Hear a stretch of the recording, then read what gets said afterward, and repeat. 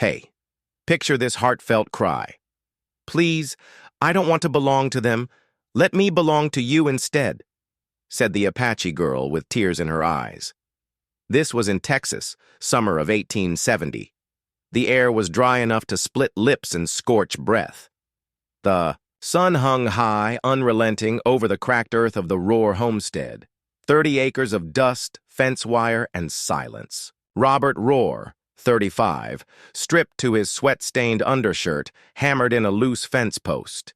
His horse swatted flies behind him. The only sound was the groan of old wood and the wind across the plains until something shifted. A faint scuff, a brittle gasp. He straightened, turned his head slowly toward the dry well near the back of the property, a forgotten stone ring choked with weeds. Robert dropped the hammer, hand instinctively going to the revolver at his hip as he approached, boots crunching, dirt. Peering down, he saw her. A girl, no, a woman, crouched in the dark hollow of the well just below the lip. Patches from her braided hair, sun-browned skin, and the old pattern of turquoise beads hanging from her wrist. Her dress was torn, caked with blood and dirt. Her eyes, wild, glinting like a cornered animal, met his. Please, her voice cracked like brittle corn husk. I do not want to belong to them. Let me belong to you instead. Robert froze. For a moment, everything in him screamed to turn away. He had seen what harboring fugitives did to men, how quickly the law turned to fury, how thin the line between shelter and betrayal was out here. But then he saw her eyes, not just fear, but a kind of final, desperate gamble. The same look he had once seen in the eyes of a little Apache girl, clutching her mother's skirts right before the fire started, right before the shooting. The memory stabbed deep. Smoke, screams, his own rifle. He shut his eyes. When he opened them, she was still there, shivering under the weight of heat and terror. No more smoke, no more rifles. Robert knelt slowly beside the well. He said nothing, just reached down his hand. For a moment, she did not move. Then, as if the world might vanish if she hesitated too long, Eileen grasped it. Her hand was thin, calloused, sticky with dried blood. Robert pulled her up in one smooth motion. She stumbled on the edge of the stones, and for a heartbeat, he thought she might collapse. But she caught herself, straightened, and stood barefoot in the dust. Her face was streaked with soot and sweat. One side bruised, a cut above her eye still wept. She did not cry. He did not ask her name. The two of them stood in silence, the dry wind between them as if waiting to see what would happen next. Eileen looked around, body tense as a deer. No one followed me, she said suddenly, voice low. I think I lost them in the riverbed last night. Robert still did not speak, but he looked at her differently now. Not like a stray or a problem, but like someone who had crawled out of fire. She swayed slightly on her feet. I will work, I can clean, I can sew, her voice broke. I will not ask for anything. Robert took a breath, deep and heavy, as if preparing to shoulder a new weight. Then, quietly, he nodded toward the barn. There's water in the trough. Eileen blinked as if not understanding. I will not stop you, he added. But if you are staying even just one night, wash the blood off. He turned and walked back toward the fence, picking up his hammer. Behind him, he heard her steps, slow, cautious, following. And from the edge of the well, a crow let out a single sharp cry. The past had just risen from the dust, and neither of them would face it alone. 2 days passed in silence. Eileen kept her distance. She rose before the sun, washed her bloodied clothes in the creek, and swept the porch without being asked. When Robert returned from the fields, he found the hearth scrubbed, the water pail full, and the knives cleaned of rust. She did not speak, unless spoken to, and even then only with the nods of someone waiting for their stay to end. To her, this place was no more permanent than the last. A pause, a temporary corner in a world built to move her, trade her, discard her. Robert watched her without comment. He didn't ask what she'd been through, didn't ask who they were, the ones who'd made her say belong. He recognized the edge, in her shoulders, the set of her jaw. He had seen it in soldiers before they marched into their last battle. On the third morning, the riders came, 2 of them in blue-gray coats with rifles across their backs and badges tarnished by dust. Local tax surveyors assigned to ride circuits and verify homesteads. Robert spotted them from the pasture and cursed under his breath. He strode back to the house with even careful steps. Aylin stood by the side of the cabin, rinsing the last of the morning dishes in a metal basin. She looked up at him and froze. "Go inside," Robert said, voice low but steady through the back. She didn't ask why. She obeyed. When the riders arrived, one dismounted and removed his hat. "Roar," the taller one said, consulting a small ledger. "Just your annual check-in. Confirm your holdings, livestock, anyone living on the land." "Same as last year," Robert replied. 2 horses, 1 mule, just me." The younger officer squinted toward the house. "Saw a woman near the wall." Robert didn't blink. "Took on help, housekeeper.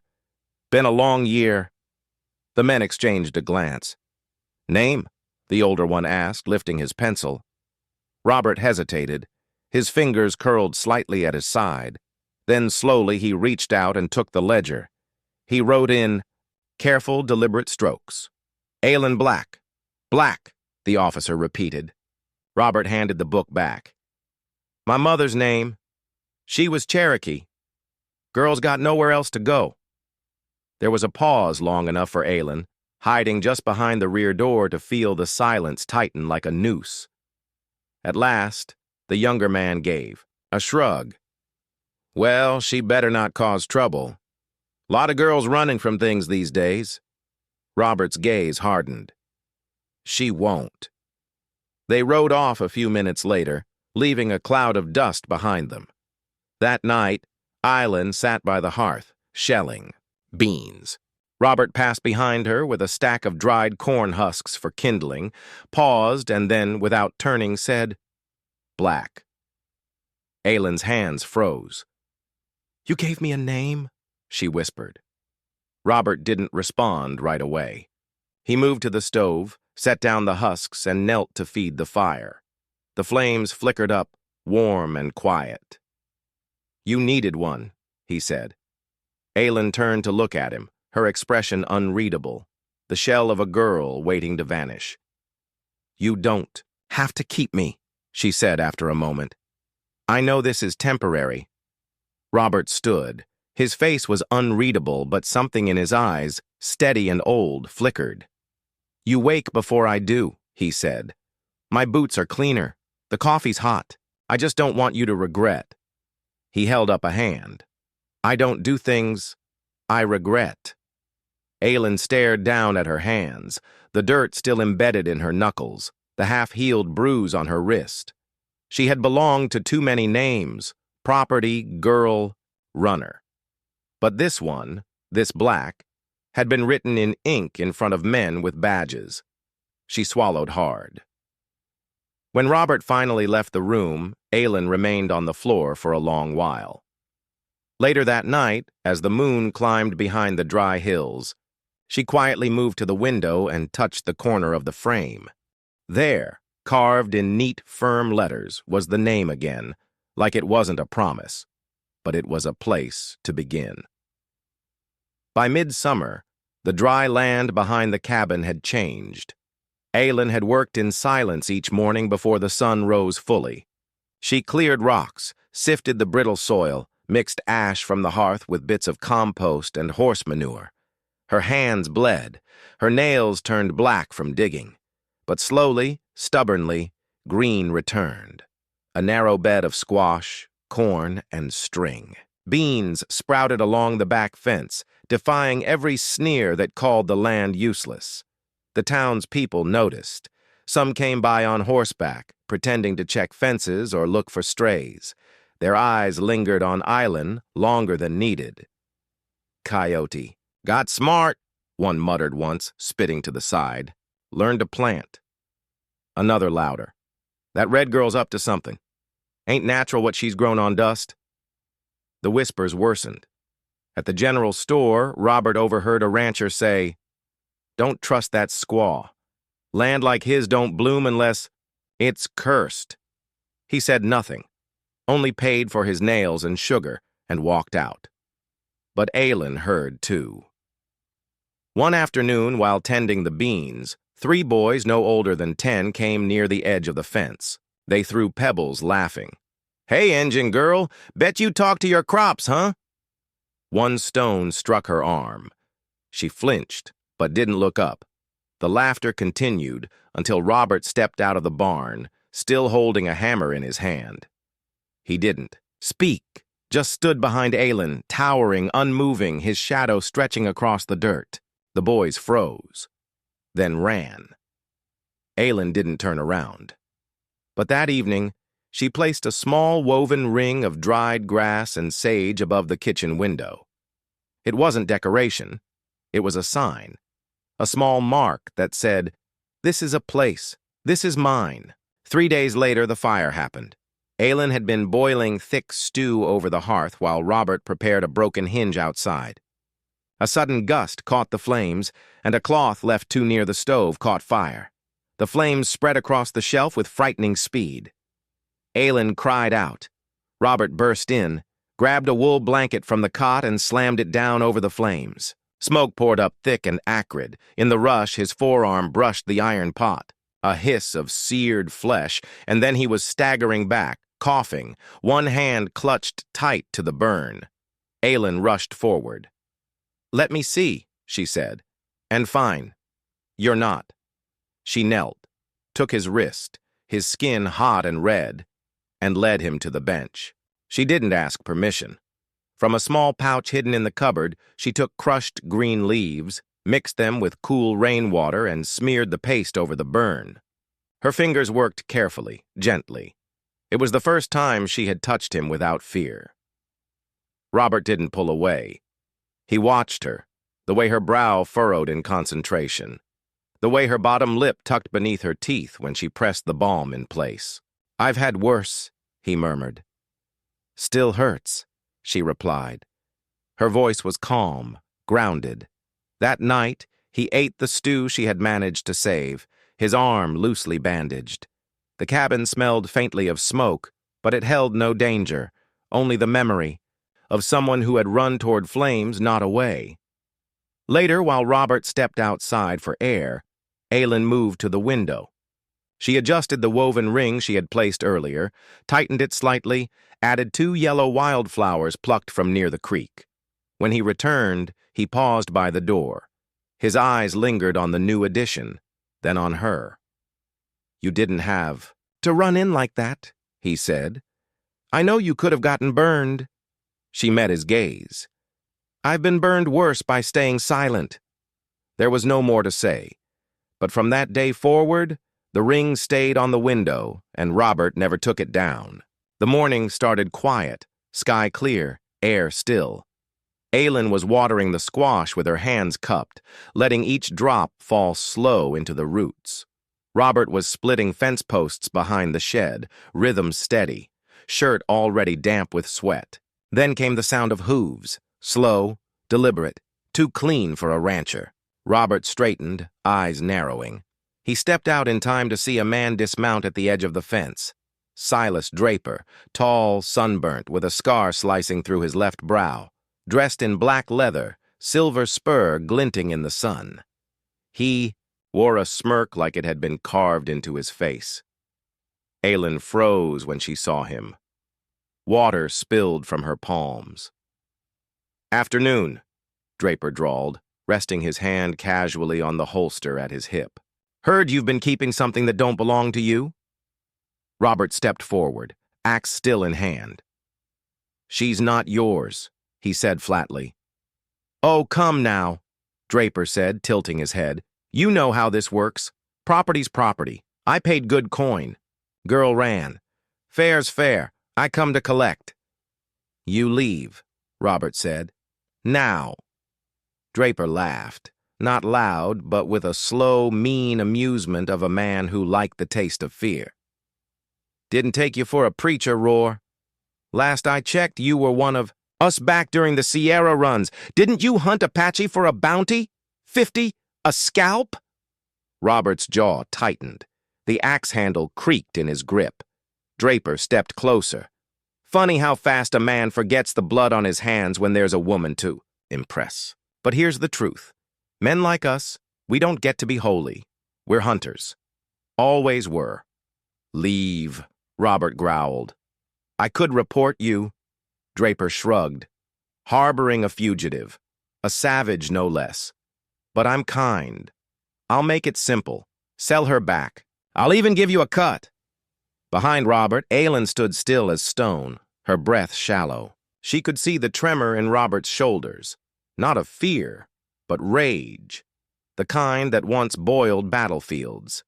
He dropped the axe, picked up a nearby shovel instead. Longer, heavier. Draper's grin faded as Robert stepped forward. 1 foot, 2, until they were nearly chest to chest. "You want her?" Robert's voice was low, ragged. "You want to drag her back in chains? You think I won't bury you so deep even the coyotes won't sniff you out?" His hands gripped the shovel tighter. His knuckles went white. Draper's hand moved toward his gun. Then Aylin's voice cut through the air, sharp and panicked. "Don't!" Both men froze. Aylin moved quickly, stepping between them, placing her body between the shovel and the holster. "Don't become what they were," she said. Her voice shook, but she held Robert's eyes. Silence. Wind pressed against the grass. Robert looked down at her, chest rising, heart pounding in his ears. He let out a slow breath, and then slowly he dropped the shovel to the ground. It hit with a dull thud. Draper exhaled too, chuckled nervously. "You got a fire in her. I'll give you that. But fire? Don't make her yours." "She's not mine," Robert said. "She's free." Draper sneered. "Ain't no such thing for her kind." Then he turned, spat, and mounted his horse. "You'll regret this, Roar." He rode off. Robert didn't watch him go. He bent, picked up the shovel again, but not to swing it. He walked past the barn to the edge of the property, where the soil had been soft from spring runoff. There, without a word, he dug a hole deep, wide. Then he laid the shovel in the earth, and with his bare hands, he covered it back up. Layer by layer, Aylin watched from a distance, arms wrapped around herself. When Robert stood, his hands stained with dirt. She said nothing. He walked back, silent, eyes fixed ahead. But that night when he came inside, Aylin had left something. On the table, a cup of cool water, and next to it a single flat stone. Drawn in ash, a small spiral, not a symbol of endings, but of something turning inward, healing, starting again. It began with the smell, not smoke from the cooking fire, something sharper, oily, acrid. Robert stirred in bed, the hair on his arms rising before his mind fully woke. Then Aylin sat bolt upright beside the hearth. "Do you smell gasoline?" Robert said, already moving. "Out the back now." They grabbed nothing, only themselves. The floor shook as the first window shattered, and flames licked up the outer walls. Robert yanked open the trap door behind the root shelf, revealing the old tunnel he'd dug his first year here, once meant for storing potatoes, now their salvation. Aylin didn't hesitate. She slid in first. Robert followed, pulling the door shut. Behind them, just as heat filled the kitchen like breath. The crawl through dirt was blind, stifling. Aylin led by feel, remembering where the tunnel led out behind the far brush line near the ridge. They burst into the open just as the roof collapsed, in on itself, sending sparks into the black sky like fireflies possessed. From behind the bushes, they watched the home burn. No words, just the sound of destruction and laughter. The silhouettes of Draper's men circled the house, rifles slung loose, boots stomping what remained of the porch. One of them kicked over. the stacked firewood, howling like a drunk dog. Another pissed on the garden. Aylin reached for Robert's arm, but he wasn't moving. He stood rigid, staring into the blaze. The reflection of the fire flickered in his eyes like ghosts. "They came back," he muttered. "They took everything again." Aylin tightened her grip on his sleeve, but he didn't look at her, didn't even seem to see her. "They'll keep coming," he whispered. "This land, this life, it never stays." When the riders vanished into the distance, laughing, drunk on ash, Aylin finally pulled him back from the edge. They waited for dawn, not sleeping, not speaking. When the sun rose, the house was gone. Only charred bones of it remained. Black timbers, stone chimney, the warped iron hinges of the door that once welcomed them in silence.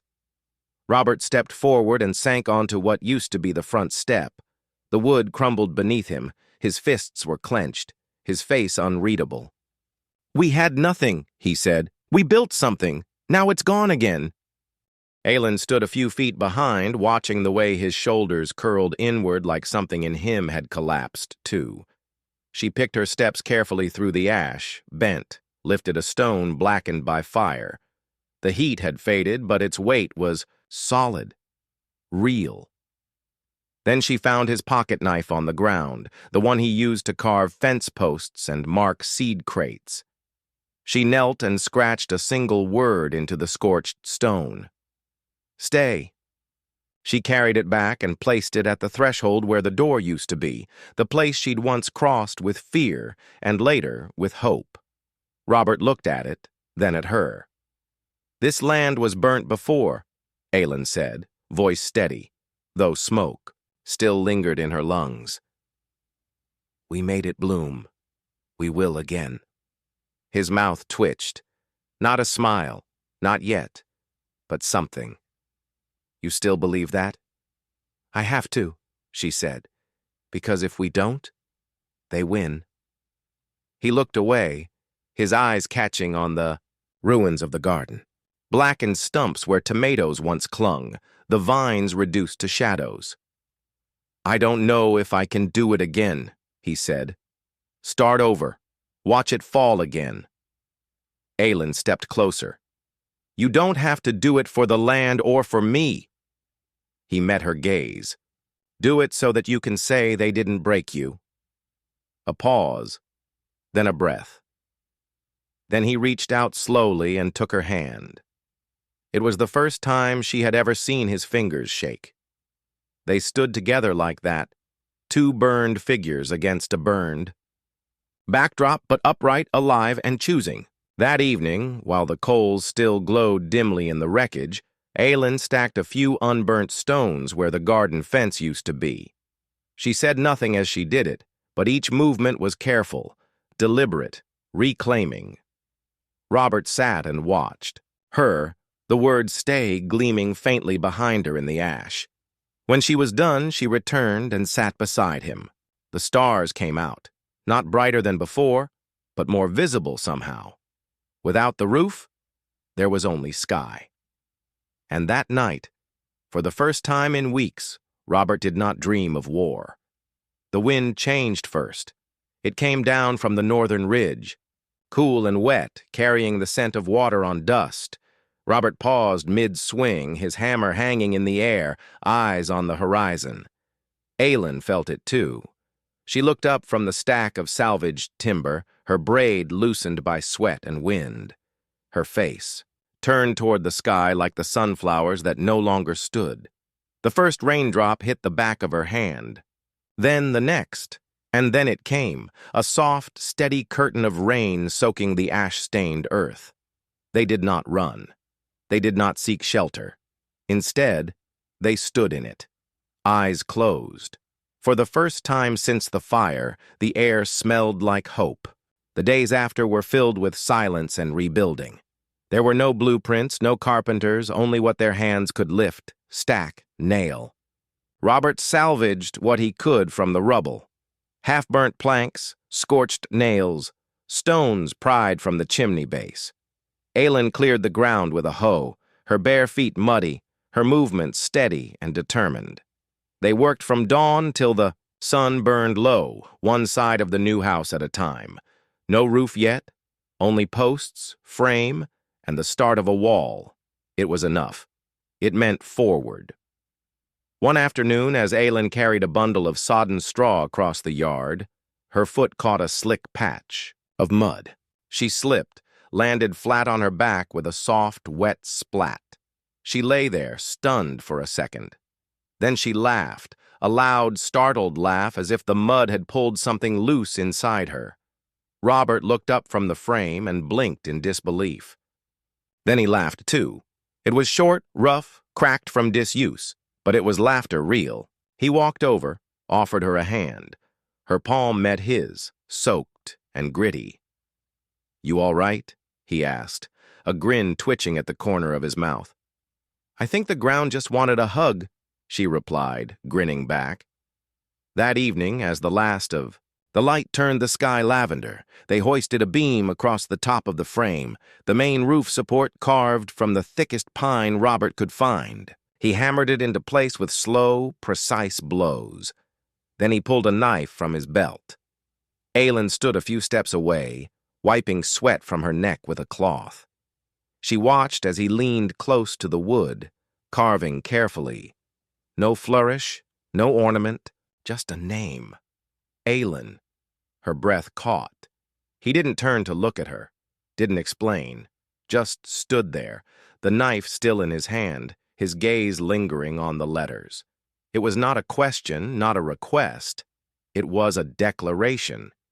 "You are here. You belong." When she walked up beside him, she reached out and touched the beam, her fingers brushing the carved lines. Then she looked at him.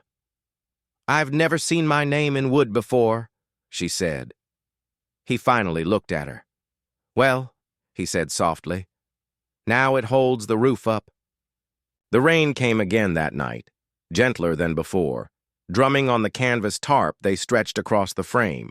Inside they lit a small fire and shared bread wrapped in cloth. No walls yet, no chimney. But the beam with her name stood above them, dry and strong. And in the space where the ceiling would be, Aylin watched the rain fall through the cracks, counting each drop like a promise.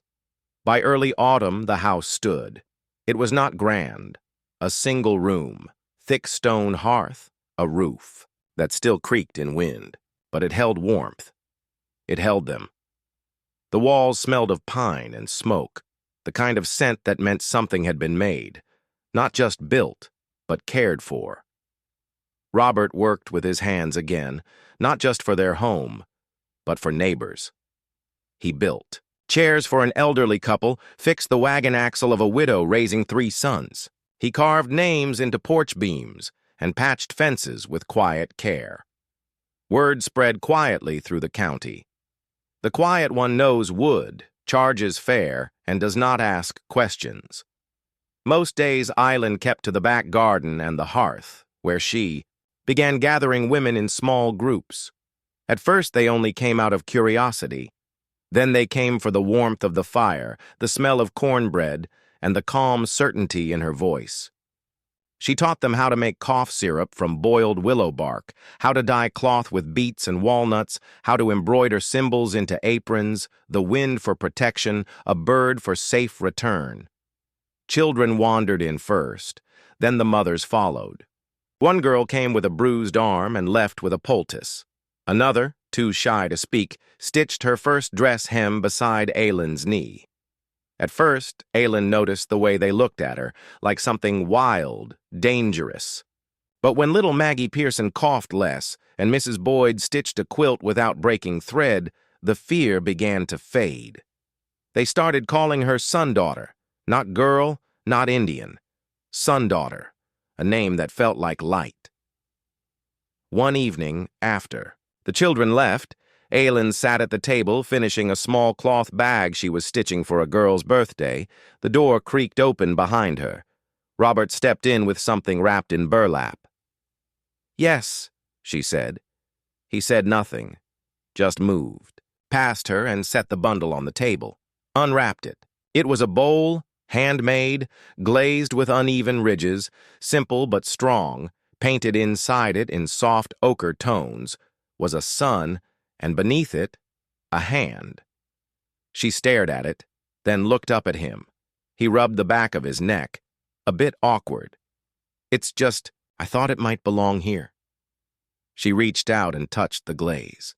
"It does," she whispered. She didn't cry. She didn't need to. She just stood, walked over, and placed the bowl on the center of the table between them. Then she leaned her forehead to his, in the way her mother once did to say, "Thank you." Outside, the sun was setting in wide, gentle strokes of gold. And inside, the room held the quiet hum of something growing, not fast, not loud, but sure. The kind of peace that did not ask to be seen, only stayed. The wind had gentled by early spring.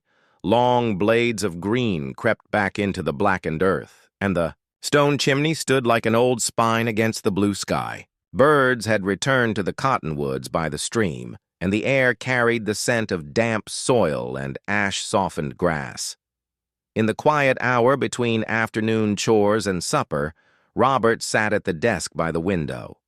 The journal before him was thick, with entries, some practical, some not. He turned to a fresh page. The pencil hesitated in his hand before it began to move. "You said you'd belong to me, but you gave me something greater. You made me belong to this earth again." He stopped. The rest he did not know how to write. So he left the page open, unsaid things lingering like dust in the sunbeam that warmed the desk. A breeze pushed through the window screen, stirring the corner of the paper, but he didn't anchor it. Instead, he closed the journal gently, set it aside, and went to bring in firewood. Later, as the stew simmered and the sky deepened to rose and gray, Aylin reached for the book while sweeping the shelves. Her hand paused when she saw the open page, her brow furrowed, lips parting just slightly. She read the words slowly, once, then again. She traced them with her finger, not to memorize, but to feel the weight they carried. She did not say anything when Robert returned. Not until the meal was done, the bowls washed, the lamp turned low, and the quiet had settled like mist. Only then did she speak, her voice quieter than the flame. "You did not mean for me to see that." Robert looked at her, surprised. "No, She nodded, almost smiling. Then she moved closer and rested her hand lightly over his fingers, still smelling, faintly of thyme and ash. "Where there is light bread in your quiet hands, that is where I stay." He said nothing, just turned his hand and closed his fingers around hers. The warmth between them was not sudden. It had grown slowly like spring under frost. They stood like that for a moment in a house rebuilt from ash with windows that let the light in and walls that did not keep anyone prisoner. There were no chains between them, no debts, no promises made out of fear. Just two people who had run far enough long enough to know when it was time to stop. Not because they had no choice, but because they had finally found a place worth choosing and someone worth choosing it with. Thank you for riding with us through rain on the burnt land. A story of quiet redemption, of love that grows not in the shadow of possession, but in the light of choice. If Aylin and Robert's journey moved you, if you felt the ache of the ash and the bloom of the sunflower, if you believe that healing sometimes comes not with thunder but with stillness, then don't leave just yet. Subscribe to Wild West Love Stories, where every tale is a heartbeat from the past, drawn from dust, danger, and devotion. We bring you frontier romances that don't just burn, they stay. Tap that subscribe button, ring the bell to never miss a story, and share this story with someone who still believes love can rise even from the ashes. Until next time, partner, ride true and love brave.